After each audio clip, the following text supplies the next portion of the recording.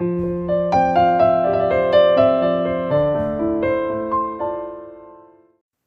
Everyone, welcome back to my channel ভিভাস passion. আর সবাইকে জানাই গুড মর্নিং। আজকে আবারও কিন্তু একটা নতুন ব্লগ নিয়ে চলে এসেছি আমি তোমাদের সকলের সাথে। তো চলো ব্লগটা তাড়াতাড়ি শুরু করা যাক। তোমরা তো দেখেই বুঝে গেছো কিছু একটা রান্নার প্রিপারেশন নিচ্ছি, আর পাশাপাশি মা কিন্তু ওইদিকে ডাল বসিয়েছে। মা মেয়ে দুজনেতে মিলে এখন রান্নাঘরটা সামলাচ্ছি, যেহেতু শীতকাল, কাজ করতে দুজনেরই খুব ভালো লাগছে। আজকে রান্নাঘরে হচ্ছে দু রকমের রান্না। মাটন হবে, তার পাশাপাশি আমি বানাচ্ছি পনির, কারণ মাটন আনার কথা ছিল না। তো সেই জন্য আগেই সকালবেলা আমি ঠিক করেছিলাম যে পনির বানাবো, আর তার সাথে পরোটা খাবো। যেহেতু আমি এখন রুটি খাচ্ছি, ভাত খেতে খুব একটা ভালো লাগছে না, তাই আজকে দই দিয়ে আটাটা মেখে রেখেছি, ওটা দিয়ে একটু হালকা সেঁকে পরোটা করে নেওয়া যাবে একটু তেল দিয়ে। আর মা এখন করছে বাকি সব রান্না, মানে যেগুলো বাকিরা খাবে। লাউ ডাল, আর তার সাথে আরেকটা কি সবজি করলাম, ধিয়ানের আলু দিয়ে, না আলু ডাল। ভাত হয়ে গেছে, এখন এখানে আমার পনিরের প্রিপারেশন চলছে। তো চলো কত দূর কী করছি। লাউ আলু চোটা ভাজা হয়ে গেছে, তো কত দূর কী করছি সবটাই শেয়ার করবো।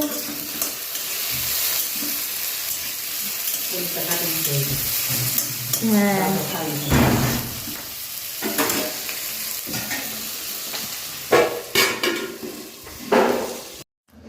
কিছুক্ষণ আগে পেঁয়াজ, আদা, রসুন, তার সাথে ছিল হচ্ছে কাজু আর কাঠবাদাম, এগুলো সব আমি তেলে একটু সতে করে নিলাম, সঙ্গে একটু লবণ দিয়েছি। আর এই যে আমার মায়ের বানানো বাড়ির পনির, দেখো কত সুন্দর বানায় মা পনিরটা, একেবারে দোকানের মতো। দেখেছো কি সুন্দর হয়েছে। তো এই পনিরটারই আজকে একটা রেসিপি বানাবো। এটা ঠান্ডা হোক, এটা ঠান্ডা হয়ে গেলে তারপরে এটাকে পেস্ট করে নিতে হবে মিক্সিতে। তো পেস্ট করে নিয়ে ওই পেস্টটা কী করবো আর বাকিটা বলছি না। তেলটা গরম হয়ে গেছে, এখন মায়ের বানানো পনিরগুলো দিয়ে দিই। হালকা একটু ভেজে নেবো, বেশি ভাজবো না।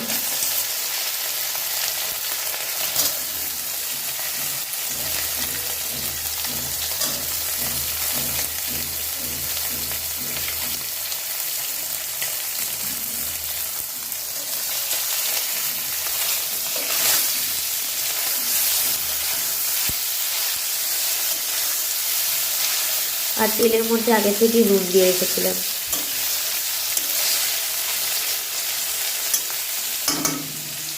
আর এদিকে হচ্ছে ওই পেঁয়াজ, টমেটো, কাজু বাদামগুলো পেস্ট করে রেখেছি।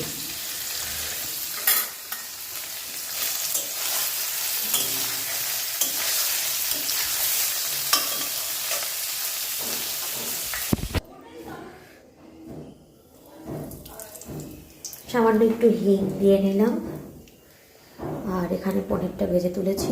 আর এই হচ্ছে সেই ব্যাটারটা আমি নুন হলুদ দিয়ে আর সামান্য তেলে কষাচ্ছি। যেই তেলে হিং দিলাম, একটু লঙ্কার গুঁড়ো দিই কালারের জন্য।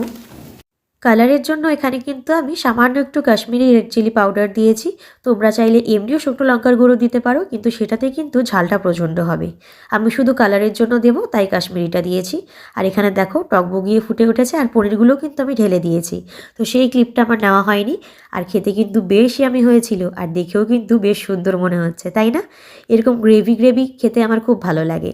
আর পনিরের তরকারি একটু মোটা করে গ্রেভি না পড়লে ভালো হয় না, তাই না? এটা এখন সুন্দর করে ফুটে উঠবে, তারপরে এটা আমি নামিয়ে রাখবো। আর এর পাশাপাশি আজকে কি করছি সেগুলো কিন্তু সব শেয়ার করব। গোটা ব্লগটা স্কিপ না করে দেখো, আশা করি তোমাদের সকলের খুব খুব খুব ভালো লাগবে।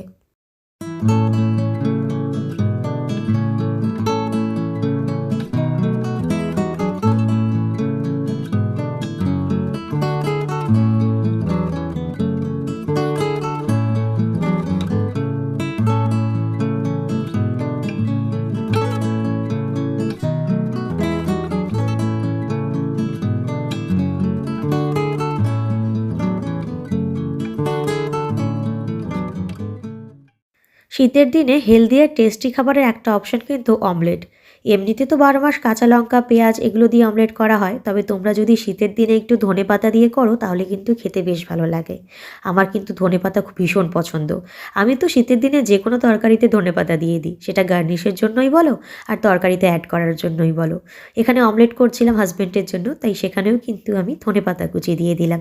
এতে কিন্তু ফ্লেভারটা খুব ভালো আসে আর খুব সুন্দর একটা গন্ধ হয়। তো পেঁয়াজ কুচি, লঙ্কা কুচি আর ধনেপাতা কুচি দিয়ে দিয়েছি। এখন এটাকে ভালো করে ফেটিয়ে নিয়ে সুন্দর করে অমলেট বানিয়ে দেব।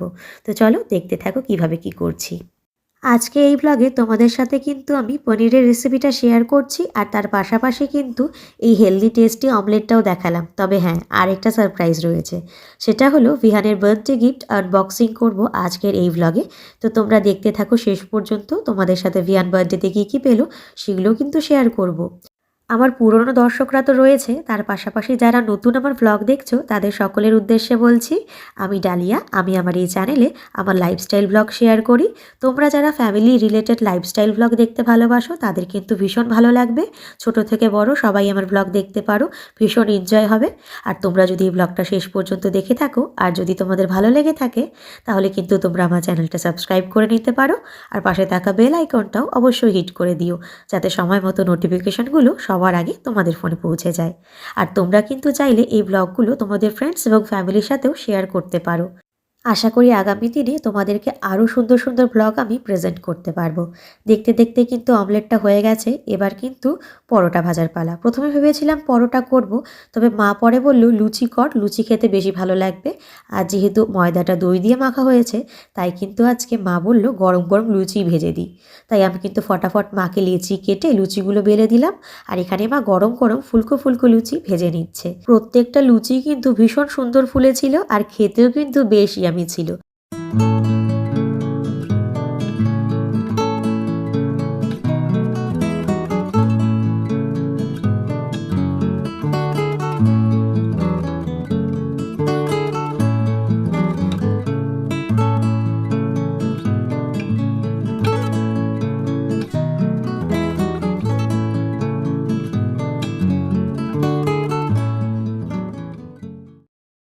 বার্থডে বয়ের গিফট আনবক্সিং হলো।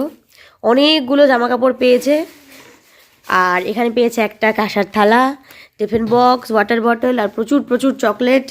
এদিকে আরেকটা সোয়েটার, আবার এদিকে পেয়েছে একটা ছোট্ট শিব ঠাকুর আদিযোগী। কিন্তু বার্থডে বয়ের তা মন খারাপ। কেন? কেউ খেলনা গাড়ি দেয়নি। পড়ে যাবে বাবা, এদিকে এসো। বাবা কিনে দেবে তোমাকে খেলনা গাড়ি। হ্যাঁ, রেগে গেছো? কেউ তোমাকে খেলনা গাড়ি দেয়নি? আচ্ছা আমি কিনে দিব, বাবা কিনে দিবে। ফিহানের জন্মদিনের গিফট আনবক্সিং করা তো তোমরা দেখলে, আর তোমাদের সাথে সেটার একটা ছোট্ট ক্লিপ শেয়ার করলাম। আর ভিয়ানের কিন্তু বেশ মন খারাপ। ও তো ছোট মানুষ, তাই ওর কাছে কিন্তু খেলার জিনিসটাই সবচাইতে বেশি আকর্ষণীয়। তবে ও যা পেয়েছে প্রত্যেকটা জিনিসই কিন্তু ভীষণ সুন্দর হয়েছে আর আমার তো ভীষণ ভালো লেগেছে। আর এরপরে তোমাদের সাথে যে ক্লিপটা শেয়ার করছি, এই ভিডিও ক্লিপটা কিন্তু ভিহানদের স্পোর্টস ডের। তো নেক্সট ব্লগ থাকছে ভিহানদের স্কুলের অ্যানুয়াল স্পোর্টস রিলেটেড। তো সেটা দেখার জন্য চ্যানেলটা ফটাফট সাবস্ক্রাইব করে নাও। দেখা হচ্ছে পরের ভিডিওতে। বাই।